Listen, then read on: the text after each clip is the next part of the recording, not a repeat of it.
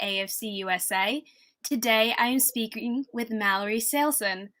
Hello, thank you so much for joining.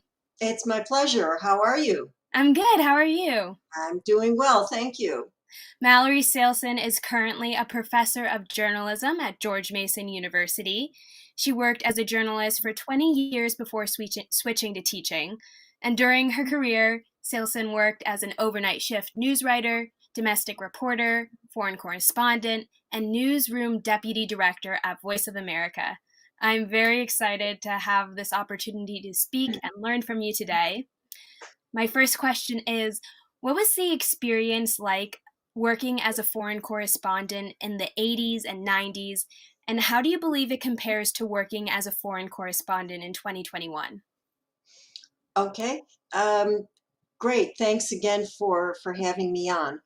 Um, Certainly, there are a lot of correlations between what it was like back then and what it's like now. But let me take you back a bit. Back in 1984, which was when I became bureau chief of Southern Africa for VOA, and I was covering about, I don't know, a dozen countries at the time. There was no internet. We didn't have cell phones. Um, we didn't actually use computers. I still had a portable typewriter. Um, the kinds of equipment that we used, because I was radio, so I had tape recorders. It was heavy, and when you traveled with everything.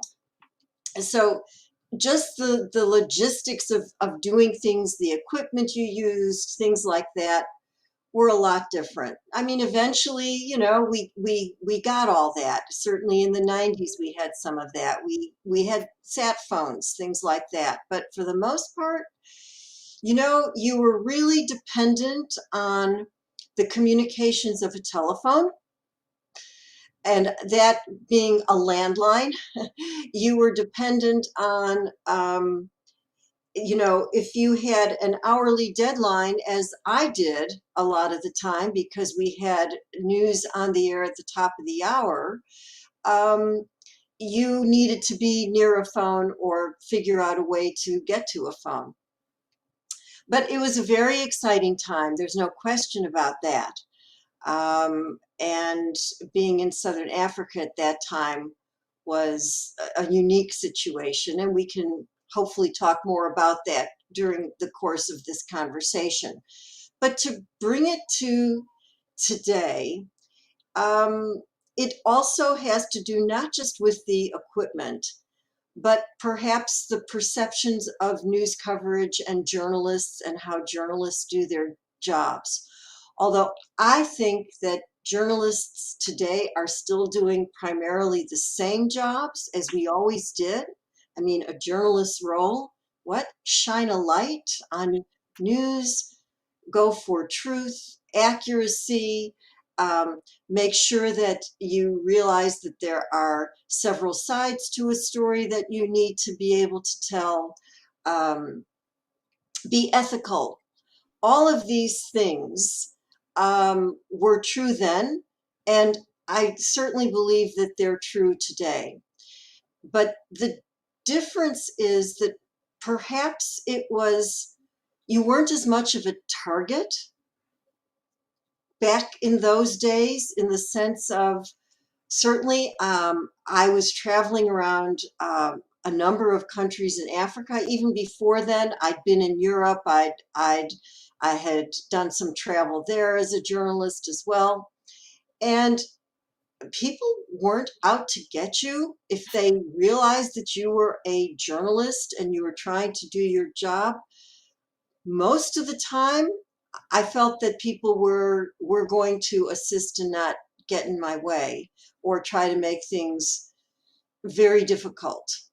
I think today that could be different in some places. Certainly, even here in the United States, for a foreign correspondent doing their job, they might find that things, are a little bit tougher.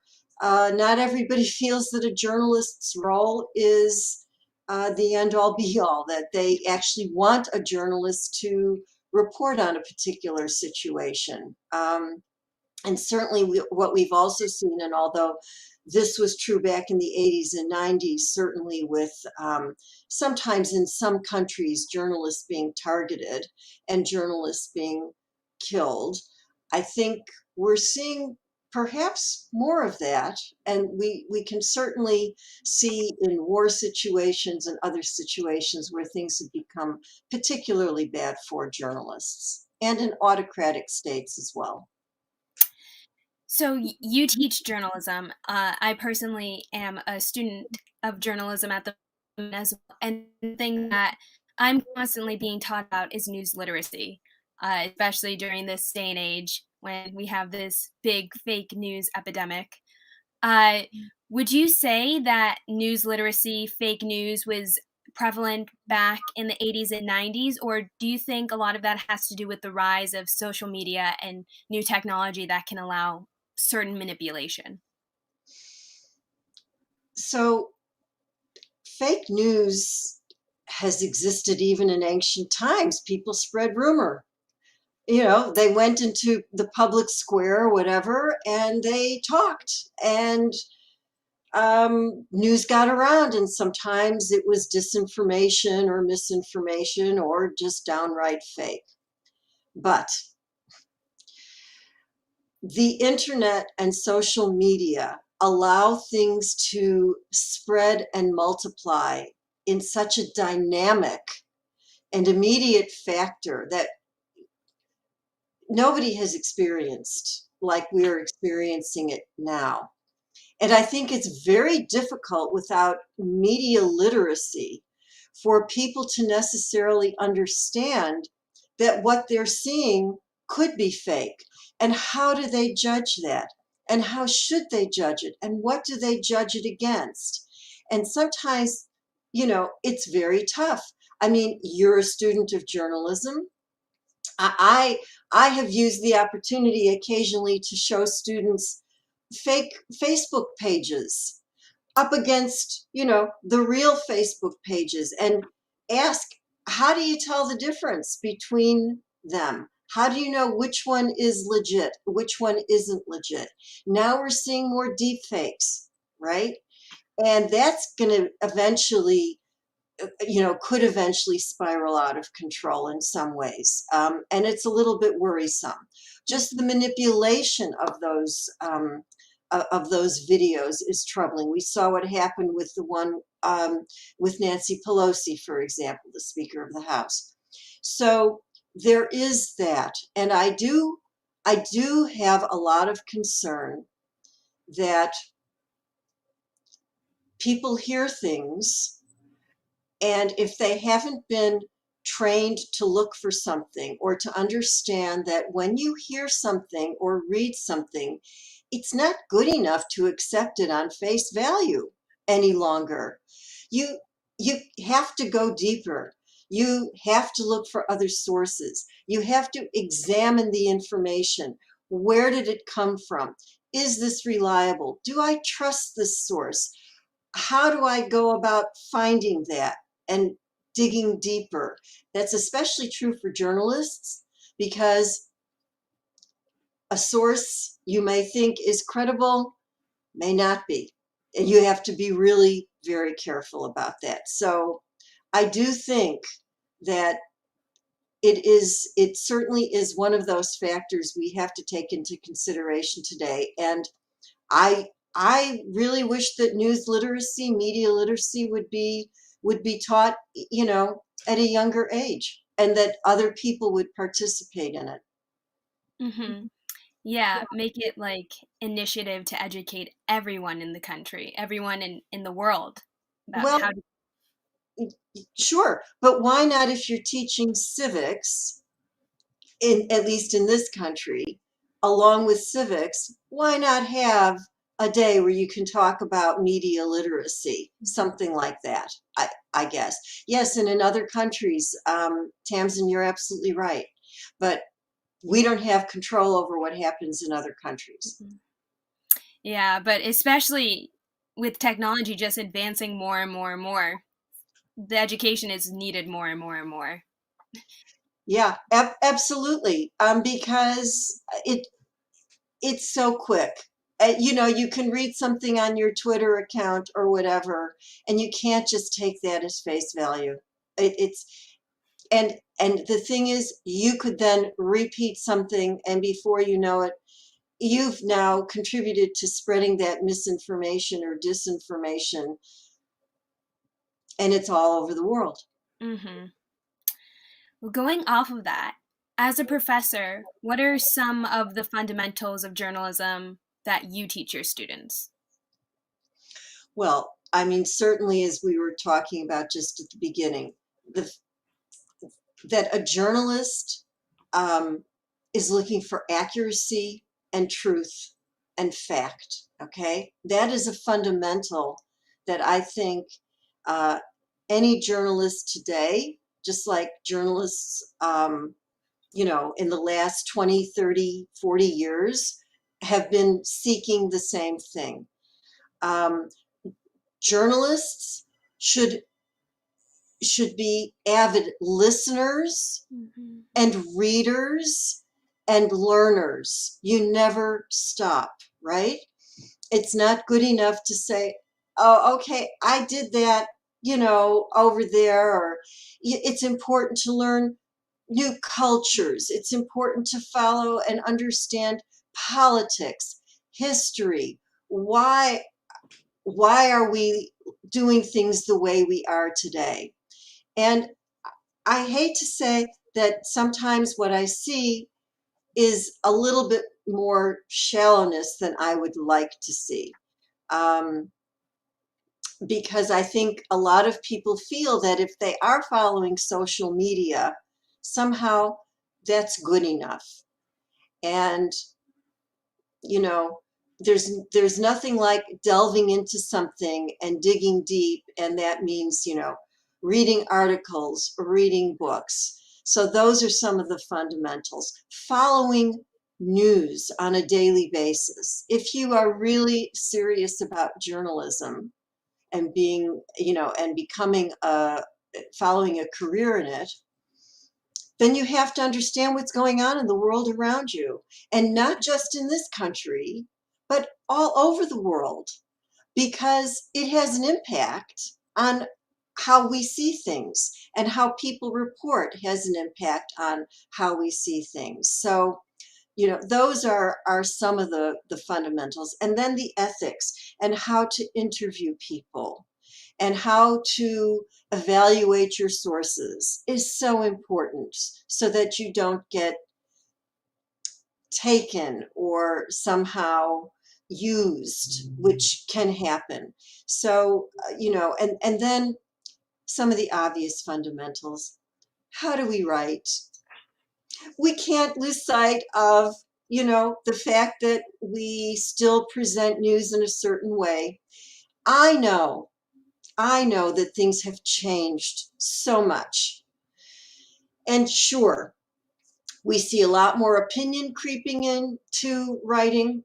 People don't like it necessarily. There was just a new report that came out, I believe, today, talking about how um, people aren't as in love, say, with journalists as they used to be. And part of the reason is they don't feel that they're getting just the news and the facts that allow them to make decisions and reach conclusions. Instead, they're seeing more commentary and opinion creeping in. I would say still save that for the op ed and Mhm. the editorial and opinion pages.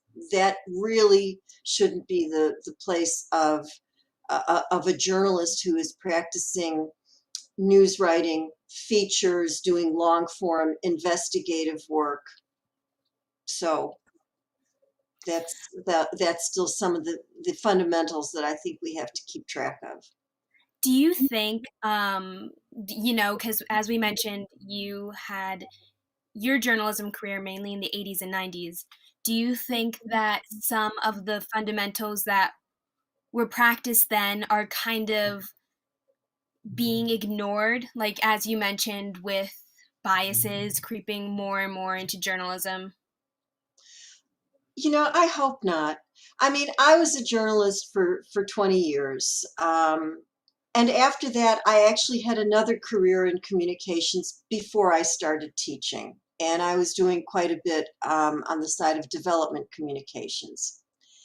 And even up until I left that and became an instructor at George Mason, we were still following the same fundamentals in doing communications and development communications as journalists. And most of my colleagues came from a journalistic background where you were writing features or news, but you were still following those same fundamentals of accuracy, of, yeah, talking to people, getting into the emotion of something. How do other people feel about it? What are they saying?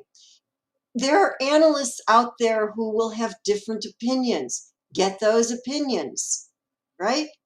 I don't think that it's changed that much. What I do think maybe has changed a little is that as the social media has crept in more and more, it is perhaps a little bit more difficult for people to not occasionally show some of that bias. And some people say that's okay.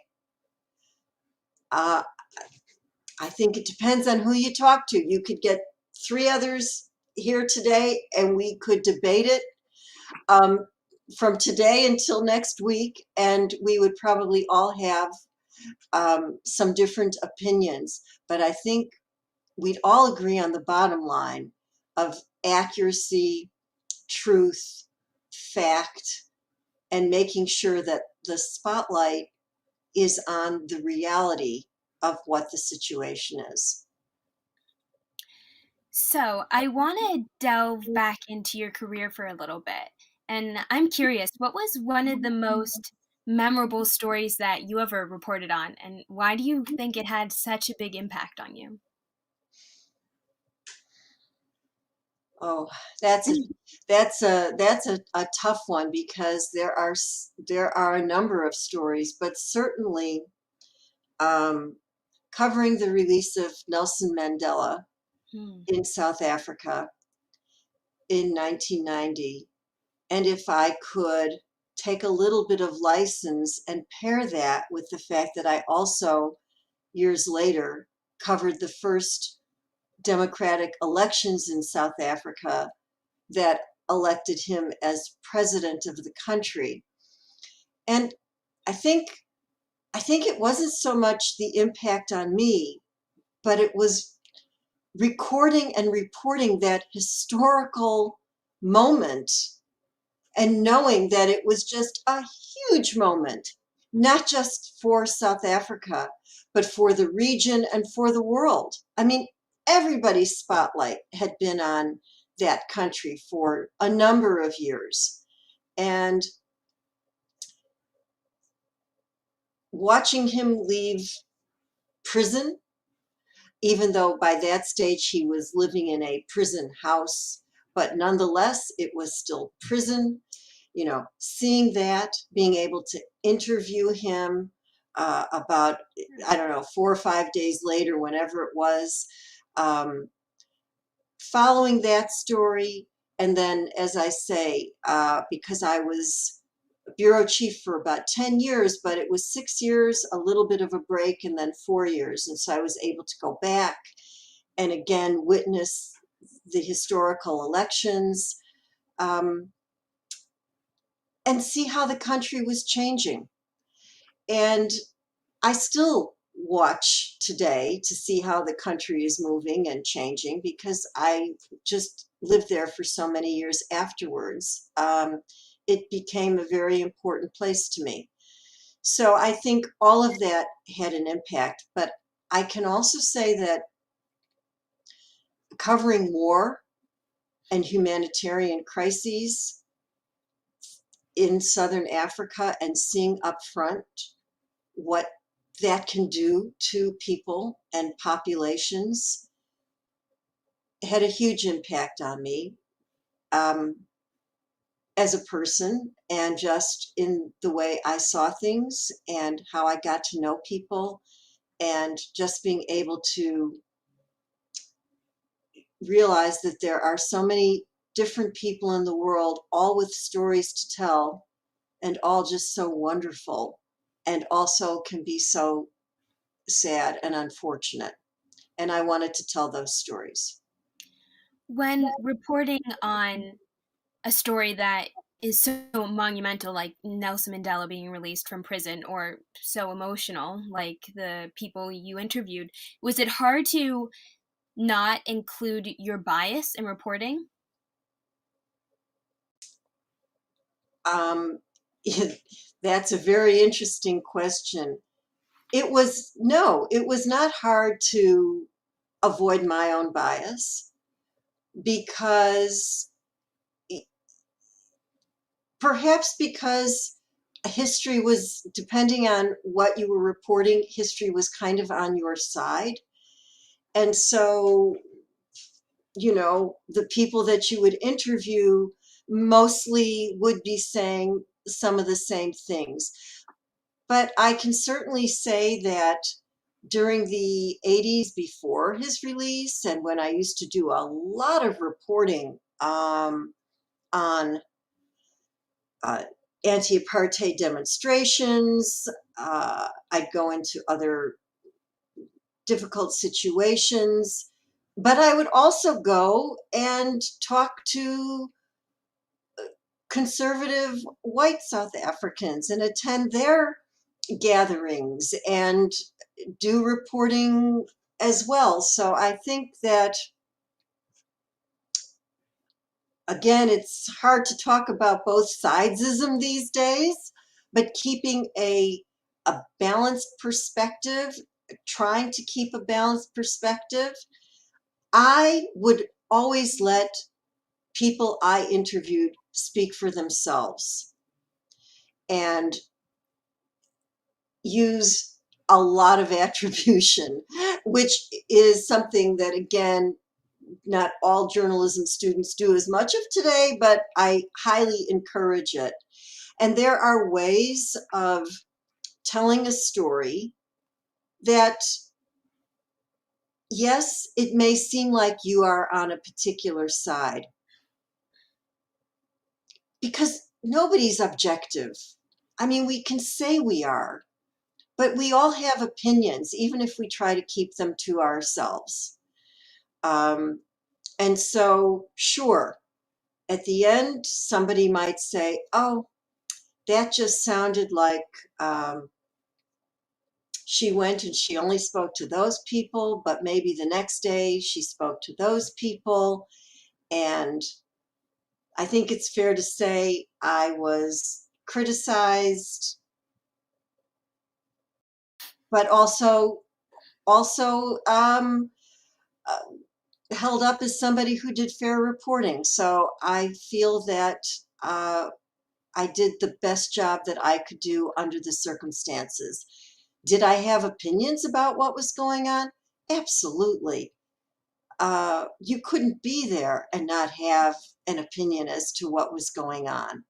Um, and of course, I suppose sometimes it might have come through a bit, but in general, I think I can say that the reporting by and large was fair. And so, why did you decide to stop working as a journalist and start working as a professor of journalism? Well, as I say, there were a few intervening years there. I stopped working as a journalist not because I wanted to, but I had decided that I was going to stay in South Africa, and this was back in 1996, and uh, I wasn't at the time as interested in getting a position with a local news organization, and they would have been very few and far between to get those positions. So I did a few things on the communications front, and eventually, as I say, went into development communications because I got a position with the World Bank. And I was doing quite a bit of work in the field, which for me was like getting back to my journalism roots, because the community engagement and working with the same people who I'd been interviewing as a journalist and writing stories about community radio, or writing stories about development projects, or writing stories about HIV/AIDS, things like that, and writing for website and other um, materials, essentially for me was the same as writing as a journalist. I was using many of the same skill sets. So, but then I transitioned because I decided that I wanted to do something else. And I really wanted to somehow get back into journalism, but not as a journalist. And I had done some guest lecturing and engagement with students at George Mason. And when they said they had an adjunct position open, I grabbed it. And after a couple of years, they had a permanent instructor's position open, and I managed to get that position. So I've been very lucky. Was it hard for you to leave South Africa to come back to the United States after, you know, having such a connection and reporting on such historical events that took place there? Yeah, it was very difficult. Um, and I still miss it. I miss many of my friends and colleagues, and I am in touch with many of them. And I still read the news avidly and follow what's going on, not just in South Africa, but Mozambique, Namibia, Zimbabwe, the whole region. I can't, it's part of me. It's just part of me. Um, but the time was right to come back. There were lots of reasons, some personal, that I really felt I needed to come back. I'd lived in South Africa pretty much for 20 years. And um, I'm I'm certainly glad that, because communications are what they are today, it's nothing for me to get on WhatsApp, FaceTime, or whatever, and see friends, colleagues, et cetera, and follow the news because it's so instant. So I don't feel like I've left as much as it's more of I'm now just in a different place and doing different things. Hmm. That's a great answer. Well, to finish up our talk today, I was wondering what advice you have for all the future journalists watching, or the journalists who are just starting off in their careers. Persist. Don't listen to the naysayers. Every time they say that journalism is dying, or there's no room for foreign correspondents anymore, that international reporting isn't what it used to be, I see more organizations adding bureaus, I see more people doing it. You have to just want to do it. Be curious, be persistent, read, learn, and just get out there and put your hand up and say, me, I want to do this. Let me do it. That's some great advice. I'm definitely going to follow that as well. Thank you Great. again so much for speaking with me today. Pleasure. Nice to meet you virtually. Yes, nice to virtually meet you. I hope you have a great rest of your week. Thank you. You too. Bye bye. Bye.